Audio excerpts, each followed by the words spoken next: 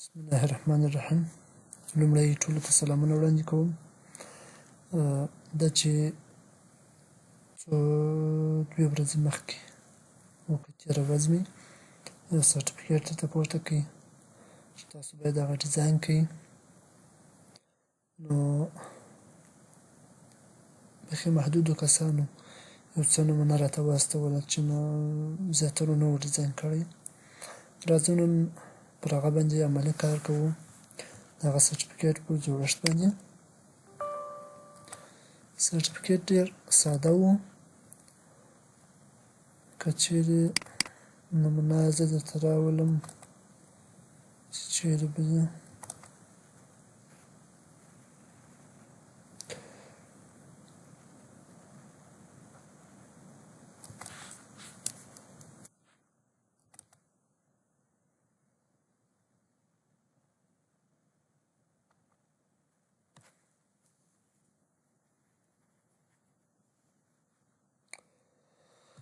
په دې شکل سرټیفیکیټ یا هم واتساپ ته راسه، په واتساپ کې موږ پورته کړی دی. همدا شکل سرټیفیکیټ دی. راځو عملي کار کوو. ما درته وویله چې ساده دی، ځکه ساده دی چې یوازې شیپ او لیکنه ده، نور هېڅ هم پکښې نشته. د دې دوو شیانو څخه استفاده کېږي. یو لوګو راغلې ده، یا هم لوګو لکه یو تصویر چې موږ ورته راوړو. راځو عملاً کار پر کوو.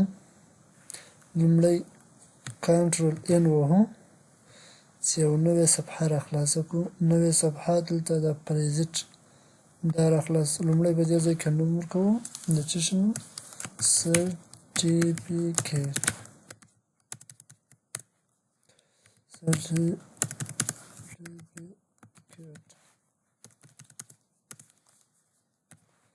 دوهم راځو د پریزیټ راخلاصوو، انټرنیشنل پاپیر انتخابوو، A4 وراکه به یې ګوره په دې ځای کې کومه وراکه A4 انتخابوو. دلته راځو د ده واید رااخلو، څه کوو؟ ونیوی کوو او هایډ جګوالی چې رااخلو 210 یې کوو تر څو موږ ته لینډسکیپ جوړه شي دا صفحه. راځو اوکې کوو یې. کله چې مو اوکې کړل موږ ته به یو صفحه جوړه شي. دا صفحه چې موږ ته جوړه شوه، لومړی موږ څه شي رااخلو؟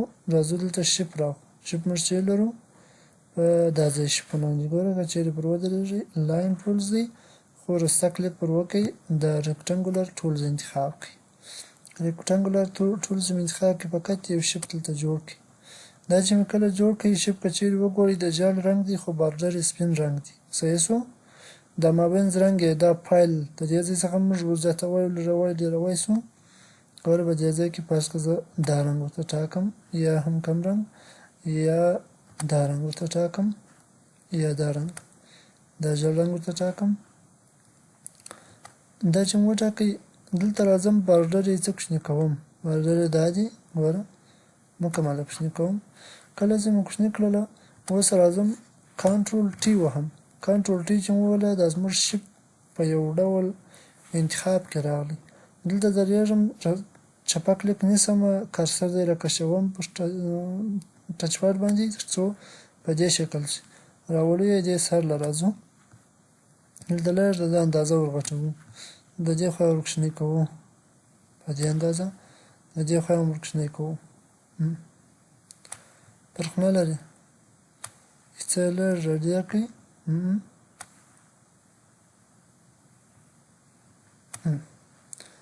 دا به پر دې ځای باندې څه به وکړو؟ لږ داسې راولو، لږ داسې راولو تر څو په صفحه کې څنګه وي هغه شي سم شي. دا یو شیپ موږ ته راوړو، انټر وهم، بیا انټر وهم. دا یو دانه څه شی موږ راوړی؟ لایر په دې ځای کې اضافه شو. همدا باندې چپه کلیک نیسم، راځم پر کوم یو د دې ډیلیټ دې خواته پر نیو باندې درېږم، د دې څخه یو نوی لایر جوړ کړي. نوی لایر برته راځم کنټرول ټي وهم. کنټرول ټي چې مې ووهئ لږ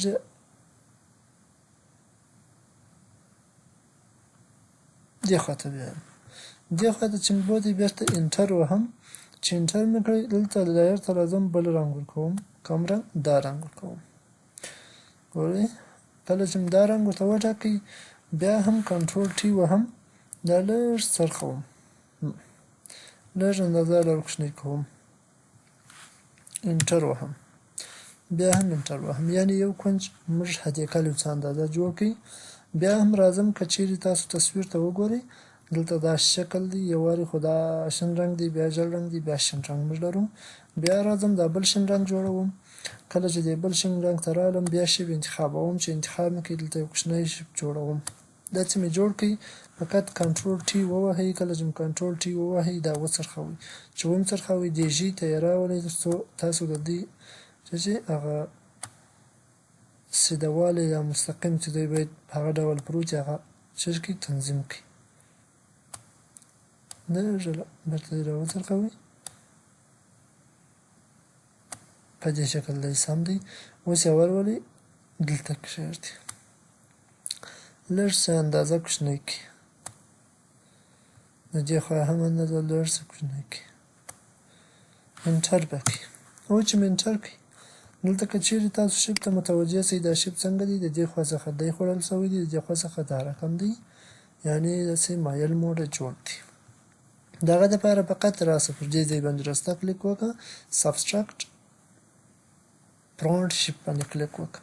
پر دې چې کلیک وکړئ رابسې د دې ځای څخه چپه کلیک ونیسئ، دا به داسې انتخاب کړه، دا دی. او دلته به راځئ څه به وکړئ، پر دې ځای باندې به ودرېږئ، دا به داسې انتخاب کړئ، چې انتخاب یې کړئ انټر به بیا ووایئ. په هغه رقم شیپ څنګه موږ درلودی هلته هغه رقم موږ دلته جوړ کړئ. یو کونج یې جوړ سو خلاص. راځو دوهم کونج باندې کار کوو. دوهم کونج دپاره عین طرز العمل ترسره کوو، کنټرول ټي وهو، شیپ څه مې جوړ کړئ، بیا راځو دا دې خواته راولو، دې خواته چې مې راوستئ لږ اندازه ورغټوو، د دې خوا یې لږ اندازه ورکوچنۍ کړم، تر دې ځایه لږ وڅرخوئ، لږ یې راوڅرخوئ، بیرته دې ځای دا رقم د هغه راواخلئ، دلته انټر ووهئ، چې انټر مو ووهئ لییر ته راسئ، لییر یې چیز کړه نیو یې کړه. کله چې دې نیو کړئ د هغه باندې بیرته څه وکړه، دلته راسه رنګ ورکړه. کوم رنګ ورکړه؟ د هغه چوڼیا رنګ صحیح دی، او ریکټنګولر دا 3 ته راسه، دې ته کوم رنګ ورکړه، دې ته هغه ژیړ رنګ ورکړه، لکه څنګه چې موږ هغه بل شیپ ته ورکړی دی.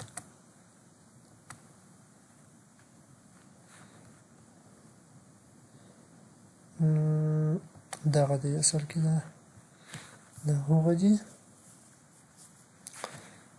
دې لییر ته راسه، دا دې انتخاب سو، بیرته راسه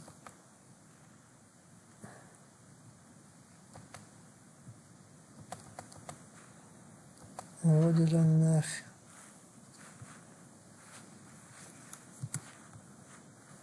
هغه ودرېږه، راسه یا ته دا که سره دا یو لییر راواخله ډیلیټ یې کړه، مه ډیلیټ ځکه پر دې لییر که زه ودرېږم کنټرول ټي ووهم دا یې څه کوچنی کړم،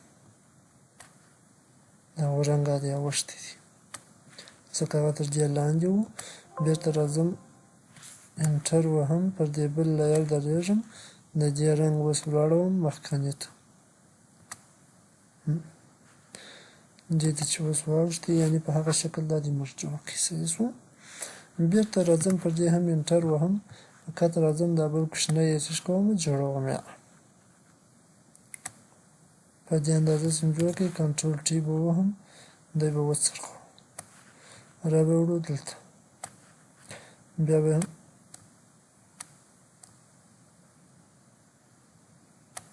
په دې شکل څه کمپاره کړئ، دې خواته راولئ، د دې خوا هم لږ کوچنی کړئ، او د دې خوا هم لږ هغه اندازه سو. اوس راځو انټر وهو، چې انټر مې کړئ د هغه شیپ ته کوم رنګ ورکوو، لکه څنګه چې موږ خپل رنګ لرو هغه رنګ ورکوو. کله چې مې هغه رنګ ورکړئ دلته راځو چې څه انتخابوو، سبسټرکټ انتخابوو. سبسټرکټ چې مې انتخاب کړئ دا خوا به په دې شکل کو، او دا خوا به په دې شکل کنټرول کوو. دا زموږ د څه د سرټیفیکیټ کنجان په څنګه موډ چې موږ درلودل هغه شکل جوړ ګوره دا شکل دا زموږ پروجیکټ دی. پاته برخه یې د خیره سبا ترسره کوو. دا پروژه راځو ثبتوو. څنګه یې ثبتوو؟ فایل منو ته راځو، پر سیو باندې کلیک کوو. کله چې پر سیو باندې کلیک وکړئ دلته زه د پروجیکټ ګروپ لرم خو هغه کې نه ثبتوم، په دې ځای کې ثبتوم د څه په نامه سرټیفیکیټ پی اس ډي. دغه ټایپ یې وینئ دا باید موږ ورته انتخاب کړو، پی اس ډي ورته انتخاب کړو. فقط راسه پر سیو باندې کلیک وکړه، راسه دا هم اوکې کړه. بل ځل راسه پر فایل باندې کلیک وکړه، بیا هم راسه پر سیو از باندې کلیک وکړه. په دغه صفحه کې دې ځل چې ورته انتخاب کړه جی پی جي یا جی پی ای جي ورته انتخاب. دا چې د انتخاب کوي نوم د هغه نوم ورکړی دی، راسه سیو کړه. چې سیو دې کړي دلته هم راسه پر دا باندې اوکې وکړه. اوس راسه دا څه وکړه دا بند کړه. چې بند یې کړي فوټوشاپ دې هم بند کړه. دلته راسه کوم صفحې ته څنګه چې موږ په دې ځای کې دا صفحه لرو، دا زموږ پروژه ده او دا مې سرټیفیکیټ دی. سرټیفیکیټ څخه موږ څه جوړ کړي؟ تصویر جوړ کړي. ګوره اوس دا تصویر موږ کولی شو چې استفاده کړو د سرټیفیکیټ په شکل. بیا موږ کولی شو چې پرنټ یې کړو. خو که چیرې زه پر پروژې پر پاته برخه باندې دغه کوم کار کوم، بیا به فوټوشاپ راخلاص کړئ، فایل ته به راسئ، پر اوپن باندې به کلیک وکړئ. کله چې پر اوپن کلیک وکړئ پروژه به انتخاب کړئ، را به اوپن به کړئ. کله چې مو اوپن کړئ عین پروژه بیرته تاسو ته راخلاص وه. تاسو کولی شئ چې په هغه کې ایډیټ وکړئ، کار پکښې وکړئ. نو سبا د خیره به پر پاته برخه باندې موږ نور هم د دې په ادامه سره کار وکړو. زه بیرته خپله پروژه څه به کوو؟ کلوز کوو او فوټوشاپ هم ورسره کلوز کوو. خدای دې وکړي چې سر هم په خلاصوي. ډېر ساده دی انشاءالله، یوازې لږ فکر غواړي. پاته برخه به د خیر زه ستا درته وکړم. مال او عمل سم وخت